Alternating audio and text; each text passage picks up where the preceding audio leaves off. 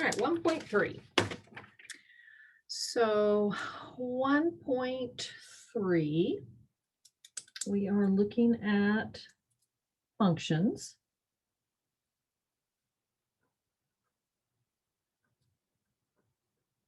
All right. So when you are dealing with functions, then we will be talking a lot about what is called input and output. So just to kind of give you a visual, you're going to have an input, which is a value for x.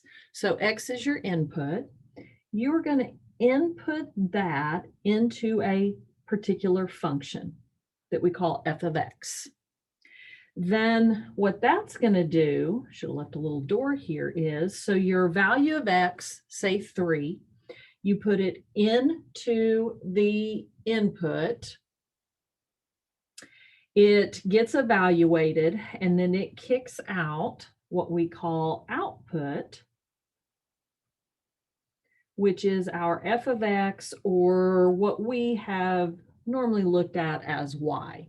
So input is x, output is either f of x, or f of x is the same thing as y. So if you're looking at ordered pairs, input x, output f of x, or input x, output y.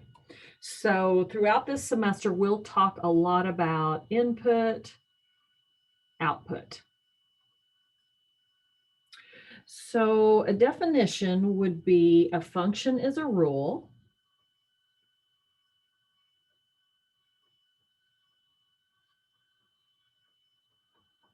that assigns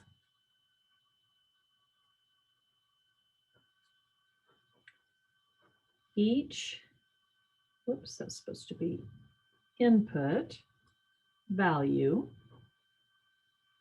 which we use x, to exactly one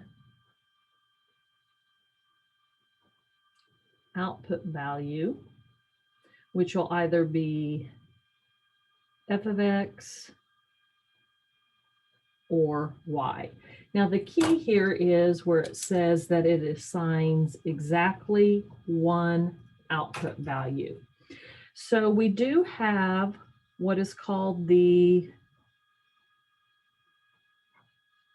vertical line test to determine if it is a function or not. So if you had a function and you graphed that function, you could have a function that would produce this graph. You could have a function that would produce a graph such as this. Another example would be this. So we can apply what is called the vertical line test. So if I draw numerous vertical lines, as long as it crosses the function at exactly one point, then I can say, yes, that is a function. I draw vertical lines, and each one only intersects or goes through the graph at one point. Yes, it is a graph. Here we run into trouble because if you'll notice, each line, it intersects or goes through twice, not once. Therefore, no, that would not be a function. Now, when we look at functions, then one of the things that we will talk a lot about is what is the domain. So this is the set of allowable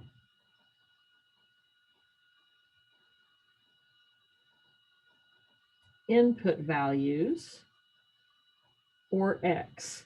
What can x be? What is allowed? Your range is your set of output values which of course, then we're talking about f of x or y. All right, so let's take a look at a graph and then talk about what would its domain be, what would its range be. So I'm going to draw.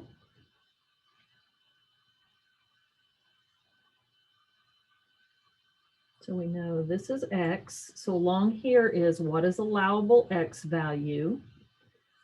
What is going to be my output values?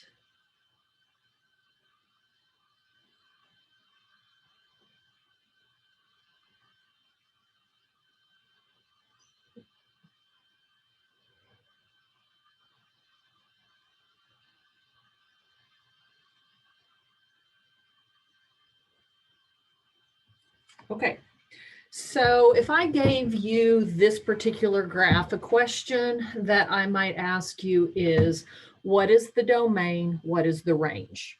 All right, so we're going to look at domain first. All right, domain tells me what is my allowable x values. So here are all of the x values. So if there was a graph that if I picked any point on the x-axis that I could get to the graph, then it would be all the points, negative infinity to positive infinity. But I look and I say, okay, if I went over 1, 2, and then went up or down, I can't get on the graph. So if you'll notice in your x-axis, there is this gap right here. So these are not allowable x values. So I look and I say, okay, to get to this point, x is 0. So I can have x is positive 0. And then if I went any number in the negative direction, I can always get to the graph. So I know that x can be any number less than or equal to 0.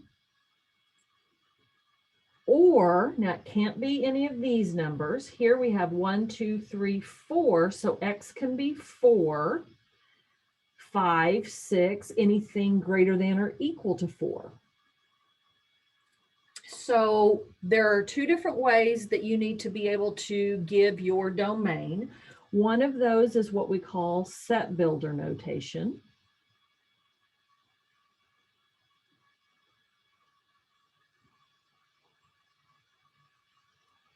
And that would be where we would say x is any number such that x is less than or equal to 0, or x is greater than or equal to 4.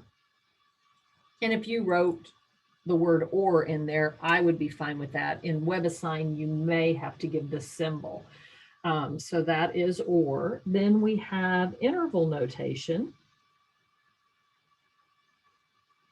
which I look at basically the x-axis as a number line, and I go, okay, it can be all the way out here, so it can go to negative infinity to 0. Now, since it can be 0, I do a square bracket.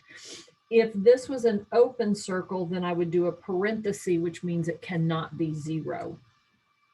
Or it can be 4, and then all the way out to positive infinity. Okay, so you need to be able to handle both set builder and interval notation. Okay, so that is the domain. So now we want to look at and figure out, what about the range? What about my output? So output is f of x or y, which is this axis. So of course, y, this is also known as f of x, okay, your output. And I look and I say, okay, if I go to x is 4, y is 0, so y can be 0. If I go to 4.5, then y is also any numbers here. So when I look at this in relationship to my y-axis, it looks like it can be anything except negative. Now, it doesn't matter about this gap because I'm looking at this axis. So over 4, over 4.1, up 0.1. So it can be any number here. So it looks like the range is any number greater than or equal to 0. So in set builder, it would be y such that y is greater than or equal to 0. In interval notation, bracket, because it can be 0 to infinity. Now, we will be looking at different types of functions. So the first one that we're going to look at and discuss is a polynomial function. And you're going to need to be able to distinguish if a function is given, it's going to ask you what type of function is this. An example of a polynomial function would be f of x equals 2x plus 6. Basically, my biggest hint to you is it's not fractional and there's no radical in it. So if those two things aren't in it, most likely it's a polynomial function, okay? So if we talked about what is the domain of this, what could x be? Well, for a polynomial function, unless restrictions are given either in the directions or based upon the way the graph is drawn, then a polynomial function, the domain is all real numbers. So x such that x, is all real numbers. Typically, the way you're going to see it is negative infinity to infinity. It can be any number, which means then its range output is also negative infinity to infinity. Okay, so just a polynomial function in general, it's always negative infinity to infinity. Now, you might be given a situational type function such as f of t equals 2t plus 6. So notice it's the same function, but now we have t instead of x. So typically t deals with time. So let's say you were given this function and it gave you a graph. So here is t. Here is f of t. And let's see.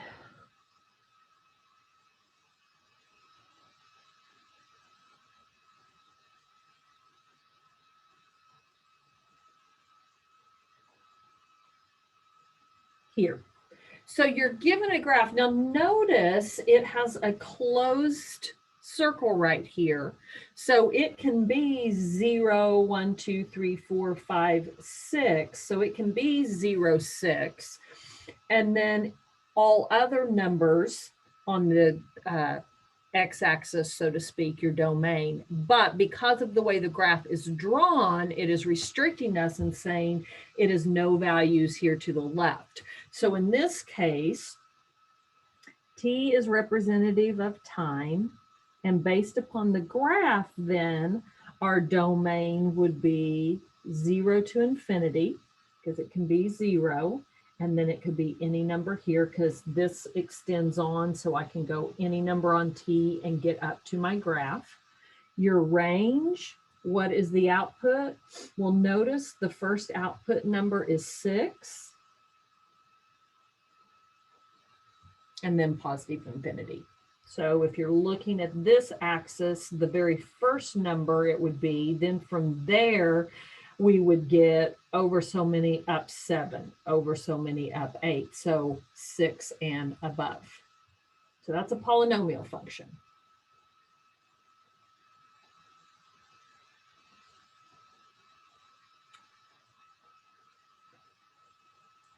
Rational function. And again, you're going to need to be able to look at the function and determine, is it a polynomial function? Is it a rational function? Is it a radical function? So when we're looking at a rational function, then when we're determining what the domain is, it is all real numbers except values that make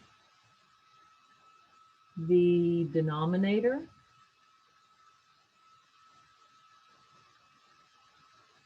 equal to 0. All right, so if it was all reals, we would just say negative infinity to infinity, but it says, hold on a minute, except. Okay, what is a rational function? So kind of what I try to tell my students that might be helpful, first 3 letters, rat, you can say rats, it's a fraction, because a rational function, an example would be 2 over x plus 5, where we have a numerator and a denominator.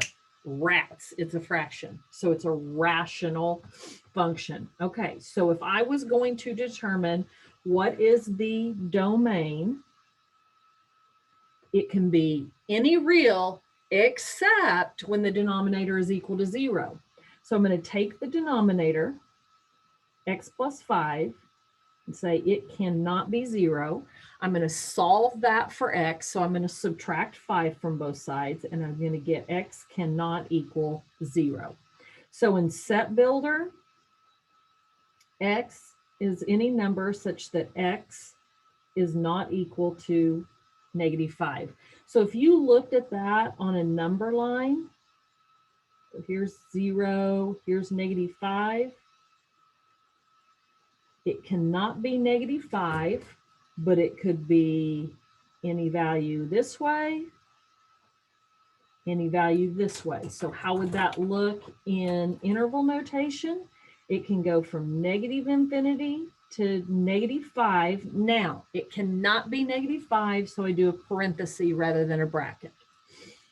Or -5 to positive infinity. Because these are parentheses, it means it cannot be -5, okay? Now, to find the range, it's going to take a little bit more work. So on a rational function, to find the range,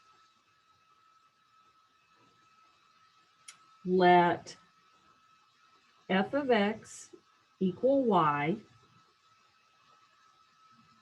then solve for x. All right, so I'm going to come up here, and in place of f of x, I'm going to write y. So now I have y equals 2 over x plus 5. So now what I want to do is I want to solve this equation for x, which means I want the x all by itself. Well, the easiest way to do this is look at this as y over 1 as a fraction, and now I can apply cross multiplication. So I can take y times x plus 5 equals 1 times 2 is 2. I'm going to distribute my y through. So I have yx plus 5y equals 2. I want to get the term with my x value by itself. So I'm going to subtract 5y from both sides. And I'm going to rewrite this just as xy. So xy equals 2 minus 5y. And now I am going to divide by y. So I get x equals 2 minus 5y divided by y.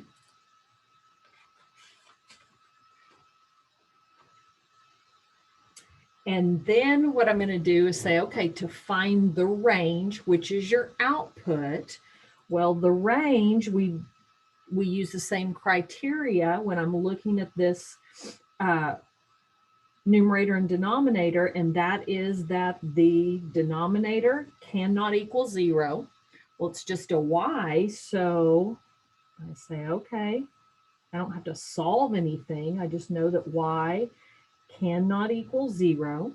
So set builder would be y such that y is not equal to 0.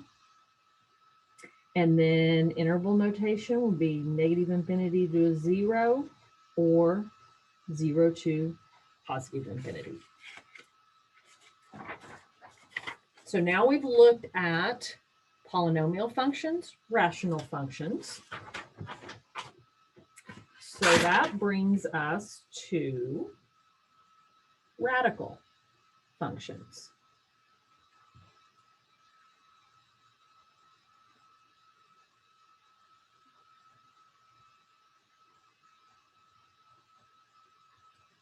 All right, so again, we're talking about the domain and the range.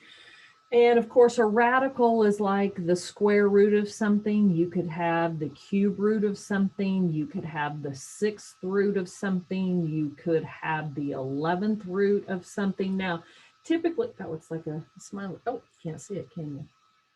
Okay, this looks like 2 eyes and then the mouth, doesn't it? Okay, this is what we most typically see, and that's a square root. If nothing is showing here, that's understood to be a 2. This would be the cube root, 6th root, 11th root, and so forth. Well, with radical functions, when you're talking about the domain and the range, you have to consider 2 different possibilities. Okay, so the first possibility is if the root is odd. All right, so if I look up here, this is a 2. That's not an odd number. 3, that's an odd number. 11, that's an odd number. So I'd be talking about these 2 here where the root is odd. If that is the case, your domain is always negative infinity to infinity, and your range is also negative infinity to infinity. And that's because when your root is odd, it's okay to have a negative under the radical. So let's look at what I'm talking about here. So let's say that we had f of x equals the cube root of x. And then let's say I took that function and I put negative, 8 in for x. So we would have the cube root of negative 8. So basically what is being asked is what times what times what is negative 8? Well, we know that, let's see, I'll do it out here. Negative 2 to the 3rd power is negative 8. So of course, this exponent of 3 would cancel out that radical. So in essence, we could easily say that the cube root of negative 8 is negative 2. So when you have an odd root, then yes, you can have a negative under the radical. Another example, let's say we have f of x equals x to the 3/5 minus 1.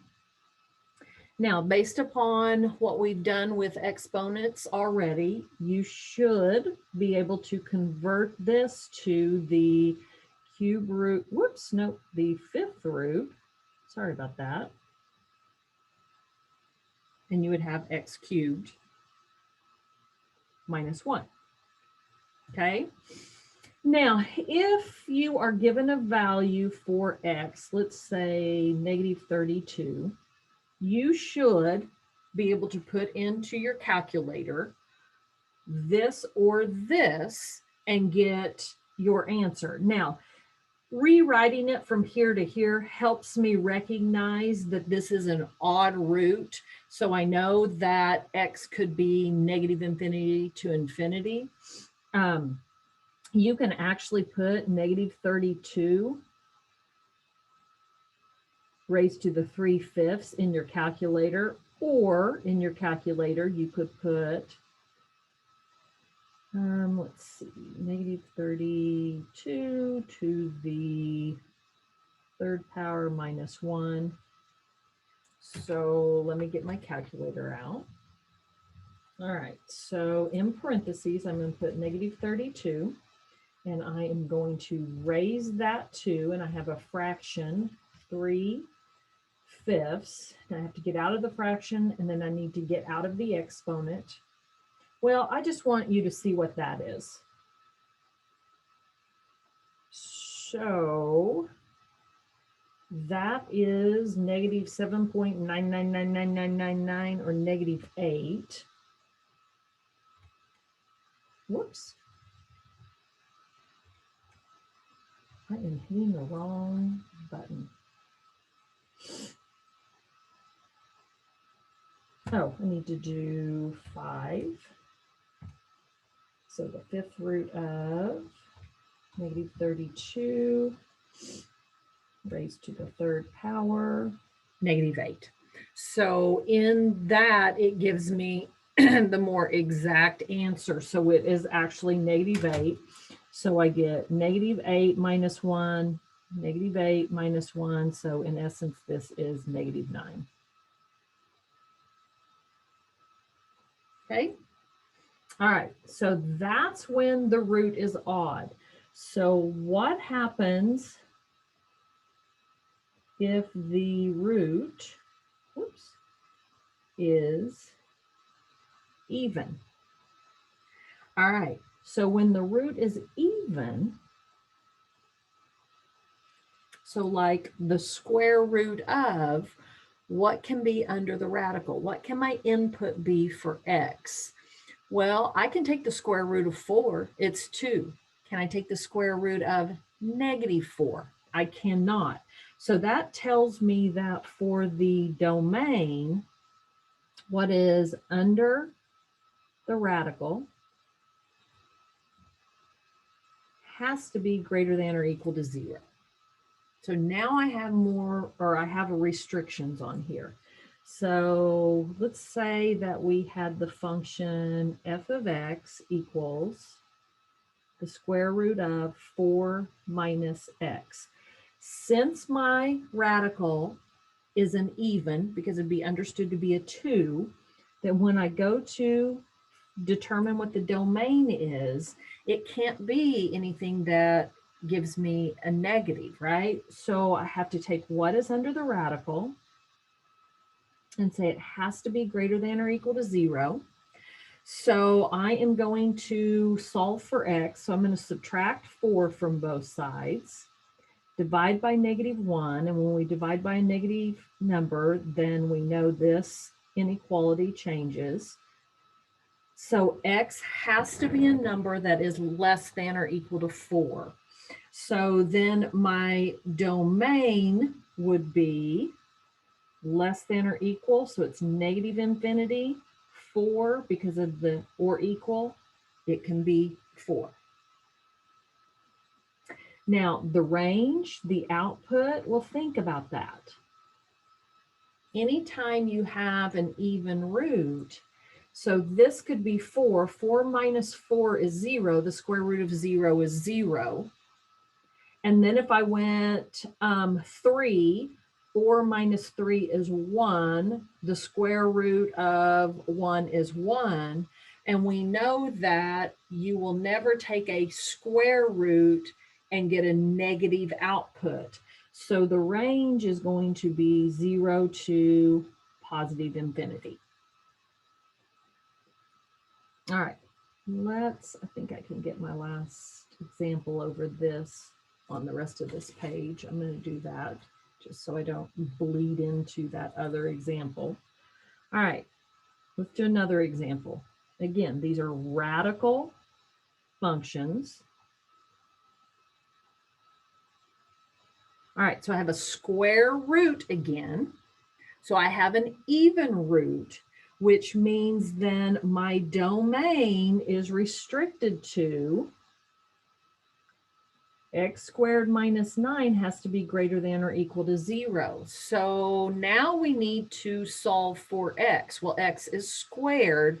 So what you're going to need to do is recognize that this is a difference of two squares that factors to x plus 3 times x minus 3. because x times x is x squared. Outside is negative 3x. Inside is positive 3x. Negative 3x plus 3x is 0, so that goes away. Last times last is negative 9. And then you say, okay, so my zeros, what would make this binomial 0? Well, if x was negative 3, you would have negative 3 plus 3, which is 0. So that's called a 0. What would make this 0? Well, 3 minus 3 is 0. So what we call our zeros, because it would make either one of these equal to 0, we call those our zeros, okay? So we factored first. We found our zeros. Then what we're going to do is we're going to look at a number line. And here is 0. Here is 3. Here is negative 3. And this is greater than or equal. So it can be either one of those, because that would make this 0. Because if you had negative 3 times negative 3 is 9. 9 minus 9 is 0. If you had positive 3 times positive 3, that's 9 minus 9 is 0. So those are zeros. Then what we're going to do is we are going to look at this in 3 different intervals. So we have an interval over here, interval in the middle, and interval on the outside. So we are going to test our intervals. So the first thing I'm going to do is pick a number that is to the left of negative 3. So I'm just going to choose negative 4. And then I'm going to plug it into the function. So I would have negative 4 squared minus 9. And that is 16 minus 9, so I'd get the square root of 7. Now, it's not a perfect square, but that's okay. You can go to your calculator and take the square root of 7. What we're interested in is this greater than or equal to 0? And yes, it is. So we know this interval works. Then I'm going to choose a number in between negative 3 and 3. Well, 0 is always the easiest. So I would get the square root of 0 squared minus 9, which would give me the square root of negative 9. There is nothing times itself that's going to give you negative 9. So that does not work. Why? Because that's negative. So this interval does not work. Lastly, to the right of 3, I would use positive 4. And so we're going to get 4 squared minus 9, we're going to get the square root of 7 again. So that works. All right. So what that tells me is everywhere I have the smiley face, that's what your input or your x value can be. So my domain can be negative infinity to negative 3, and it can be negative 3. It cannot be any number in here, or 3 to positive. And of course, we know on a radical, when you have an even root, your output will always be 0 or bigger. So it can be 0 or anything larger.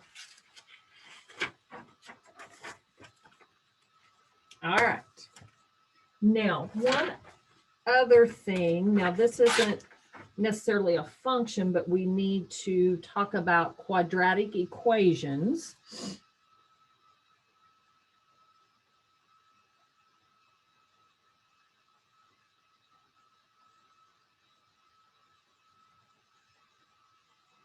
Now, quadratic equations are in the form ax squared plus bx plus c, where a, b, and c are numbers. And of course, you have your variable x. So your highest degree is squared. And then you may or may not have a term here, because if you had 0x, that could happen.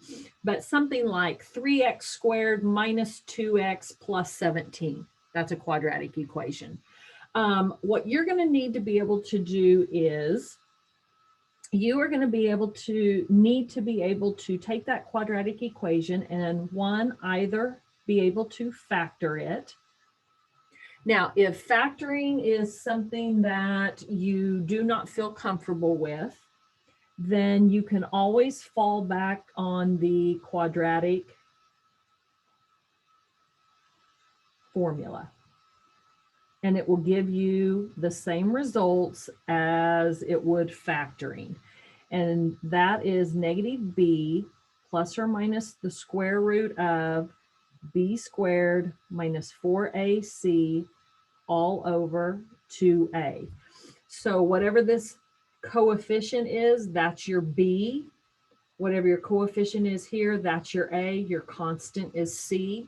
And then you would just plug those in and you could put them into your calculator.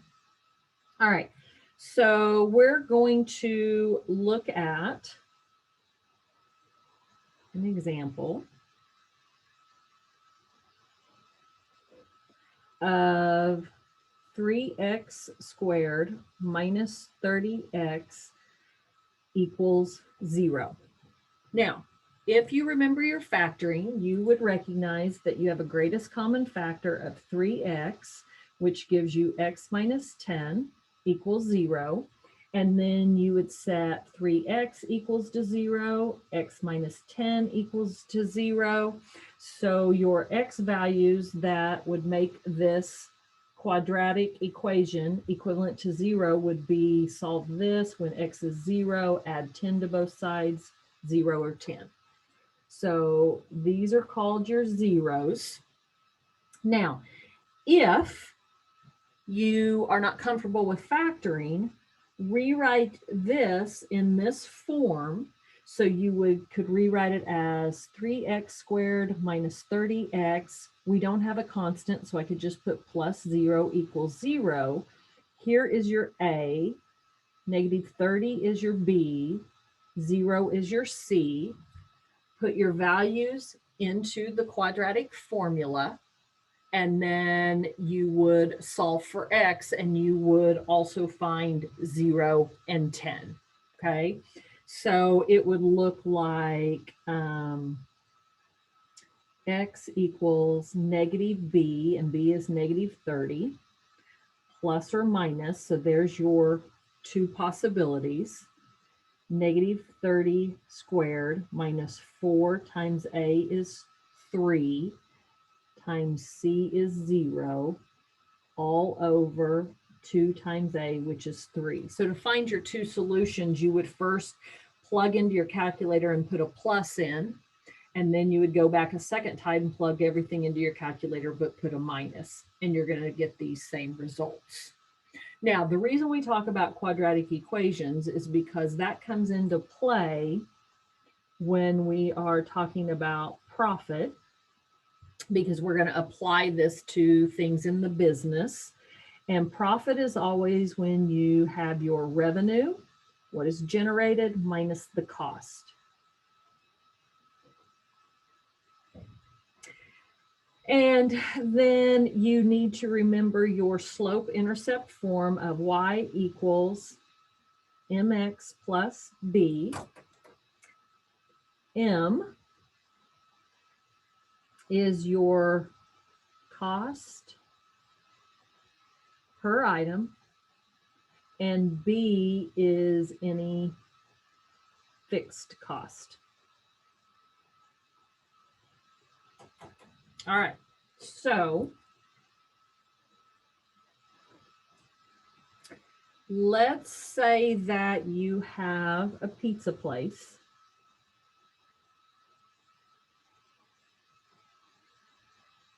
and it will charge $1.50 per topping plus $8 for a medium pizza. All right. So one of the things that you may be asked to do is to write the cost function.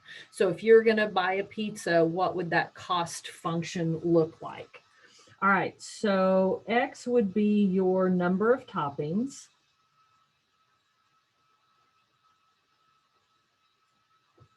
And so I want to come up with a cost function. So input would be however many toppings that you have.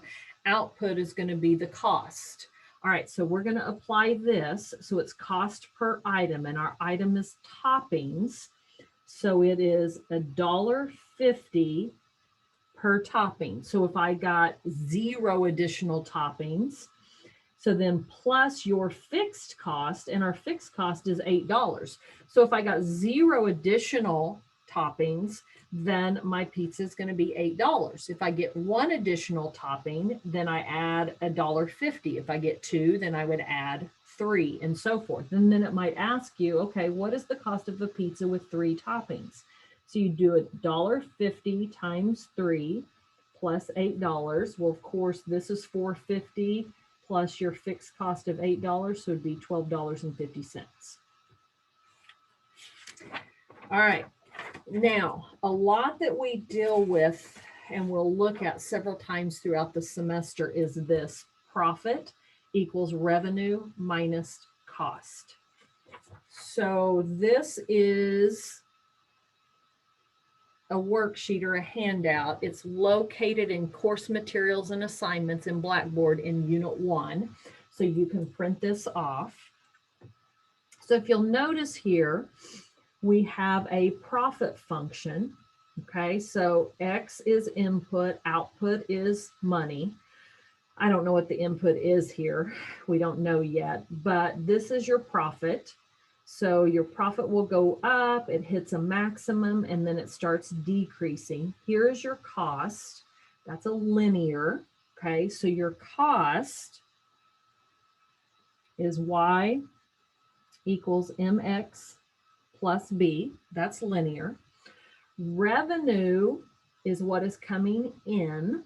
Okay, so revenue minus cost is going to give you your profit.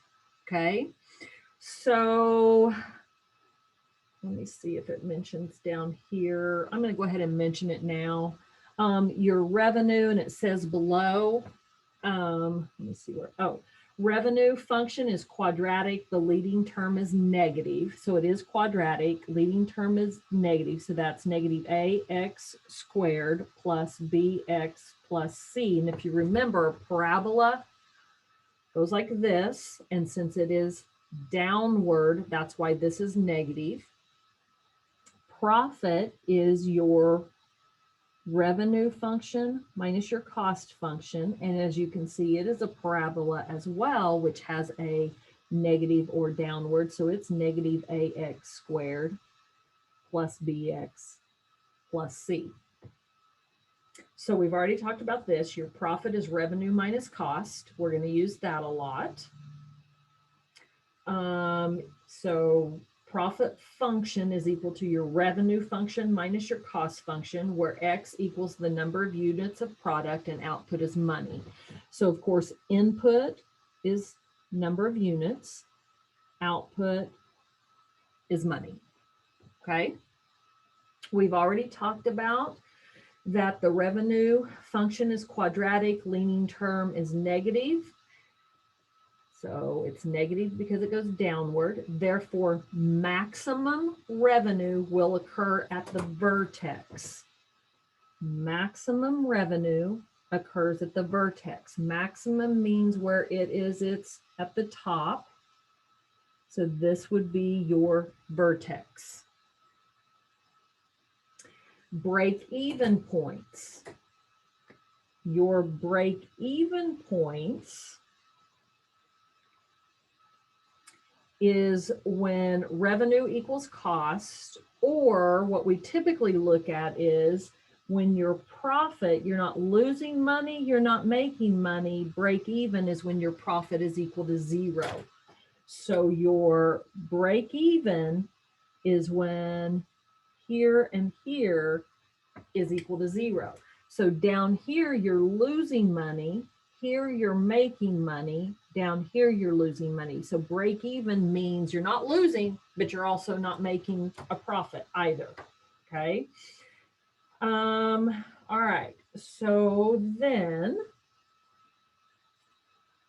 once the profit function is found, if the revenue function is quadratic and the profit function is quadratic, then the maximum profit will occur again at the vertex.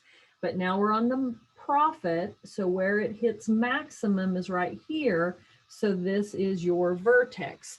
You're going to need to be able to find that vertex. So let me give you the vertex formula that you're going to have to apply. Now, this point here is an ordered pair over, I don't know what, 72 up 4,800, okay? So it's an ordered pair. So to find that vertex, your input is found by looking at the quadratic equation and calculating negative b over 2a. And then your output is whatever you calculated here, plug that into the function. Now, we're going to actually do an example of this, so you're going to get to see it worked. One of the other handouts in course material and assignments in that Unit 1 folder is this example. All right, so notice we're given the revenue function and the cost function, and it says find units, so that means find X, find units of profit that will maximize the profit.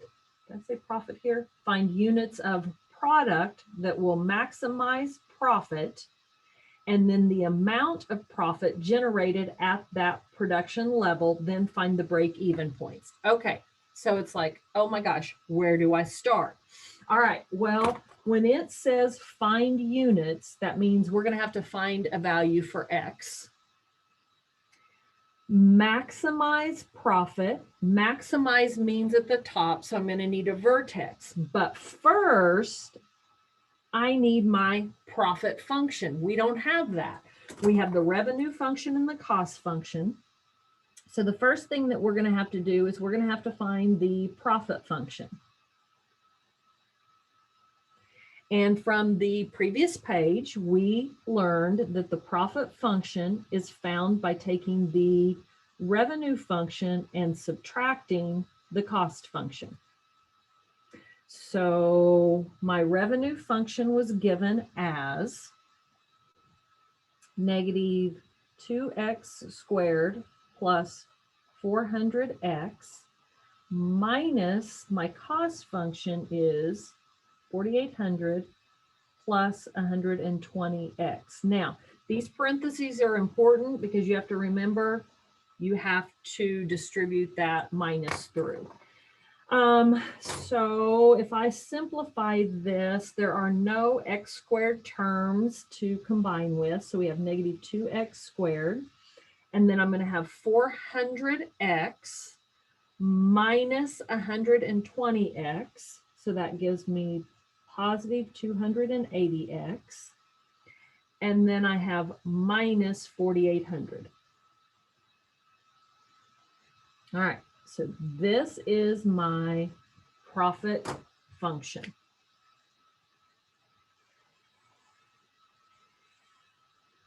All right. So why is it important to have that profit function? Because we have to see where it maximizes the profit. So maximize is when it's at the very top, which means then we have to find the vertex for the profit function. All right, so X, so if you go back to the vertex formula, this is your input, this is your output. So my X can be found by taking negative b over 2a. So of course, A is negative 2, B is 280, C is negative 4,800.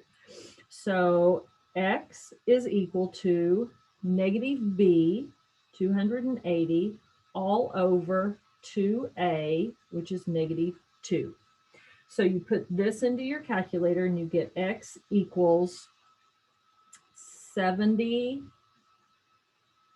units. All right, so my vertex we found is 70. Now I need output. Well, how do we find output, which is money? We take our function and we plug in 70. So that would be -2 times 70 squared plus 280 times 70 minus 4,800. Plug that into your calculator and your output is $5,000. So my output then, if I were looking at it in an ordered pair, would be 5,000. So we've answered the question, find the units, 70, maximizes profit, $5,000. So we've done that. Then it says find the break-even points. All right, well, what you need to remember for the break-even points, that is when your profit function is equal to 0. All right, so this profit function that we found, I'm going to set it equal to 0, -2x squared plus 280x minus 4,800. Set it equal to 0, and now I need to solve for x. Now, that means you need to either factor it if it's factorable, or you could use the quadratic formula. So if I was going to factor it, what I would do first is I would like this coefficient to be +1. So I would divide both sides by -2 and get x squared minus 140x plus 2,400 equals 0. And then I would say if it's factorable, this will be x times x. Last times last has to give you +2,400. And then when you add them, you get -240. Well, the only way to do that is that both of these are negative. And because I already know the answer, it's 120 and 20, because -20x minus 120x is -140x. -120 times -20 is +2,400 equal to 0. So I know x minus 120 equals 0.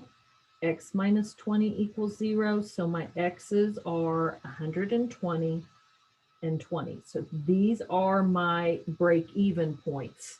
Okay, so what that means, well, before I go what that means, I'm going to give you a little picture, but this is if you factored. You could use the quadratic formula. So if you use the quadratic formula, it would be -b plus or minus the square root of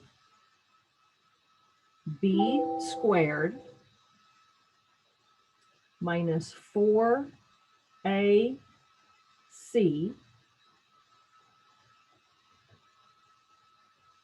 all over 2a. And then of course your two answers are enter plus in your calculator the first time, and then enter minus. And if you do everything correctly, you're going to get those same two values. Okay. All right. So here's what we have. Our profit function, this leading coefficient is negative, so we know we have a parabola that goes downward. These are my break-even points, which means these are where they cross the x-axis. So if this was 20, this, say, is 120. We know the vertex is at over 70, up 5,000, so that'd be way up here. I can't go high enough. but you would lose money, you would break even, you'd come way up here to the vertex, and then it would start going downward again. So here's your vertex. Here's your break even points where they cross the x-axis.